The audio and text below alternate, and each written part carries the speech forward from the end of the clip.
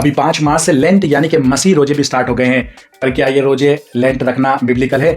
अब इस lent season में दुनिया भर के मसीह लोग पूरे महीने 40 दिनों तक किसी भी तरह के गुनाह से दूर रहने और मांस मछली खाने से अपने आप को परहेज में रखते हैं, ताकि वे अपने आप को पूरी तरह से मसीह के जी उठने के लिए तैयार कर सके और अपने गुनाहों के लिए पश्चाताप कर सके। लेकिन क्या बाइबल में कहीं पर यह शिक्षा है कि हमें सिर्फ कुछ दिनों के लिए या उपवास के दिनों में ही अपने गुनाहों से दूर रहना चाहिए और बाकी के दिनों में?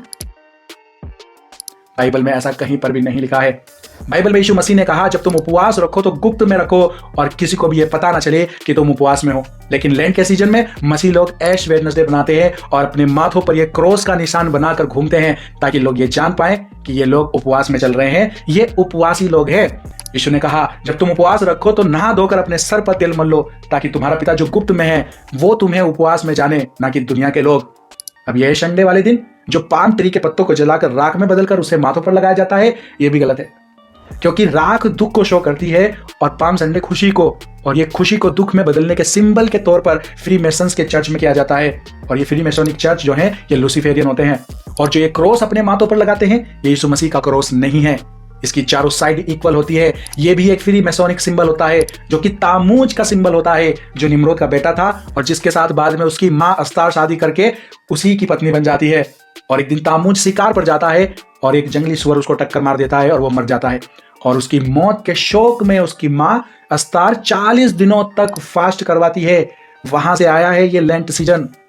अब इससे पहले कि मसीह लोग मुझे गाली दे, मैं आपको ये बता दूं कि ये मैं अपनी तरफ से जोड़ जोड़ के नहीं बता रहा हूं, ये बाइबल में लिखा हुआ है। आप पढ़े, जब इजरायली औरतें परमेश्वर के मंदिर की तरफ पीट करके सूरज की ओर बैठकर तामूज के लिए फास्टिंग कर रही थी, विलाप कर रही थी।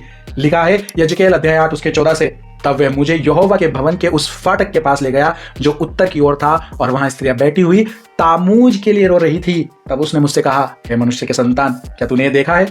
फिर इनसे भी बड़ी घृणित काम तू देखेगा। आप देख सकते हैं कि परमेश्वर तुम्हारे उन रीति रिवाजों को जानते हैं कि तुम परमेश्वर के नाम पर किसको खुश कर रहे हो। तुम खुदा को नहीं, खुद को बेवकूफ बना रहे हो। अब ये ईस्टर जो मनाया जाता है ये भी यीशु मसीह के जी उठने की खुशी में नहीं बनाया जा रहा है, बल्कि ये बसंत बहार की देवी ओस्त्रा थी जिसके लिए सेलिब्रेशन बनाया जाता था, और इसमें खरगोश और अंडे इस्तेमाल किए जाते थे। और वही सब कुछ अब ईस्टर में किया जा रहा है। ईस्टर बनी और ईस्टर एक के नाम से किया जाता है। देखो, सीधा सीधा मतलब यह है कि ये ईद यीशु मसीह के जी उठने की ईद नहीं बनाई जाती है, बल्कि ओस्त्रा बसंत बहार की देवी के लिए ईद बनाई जाती है।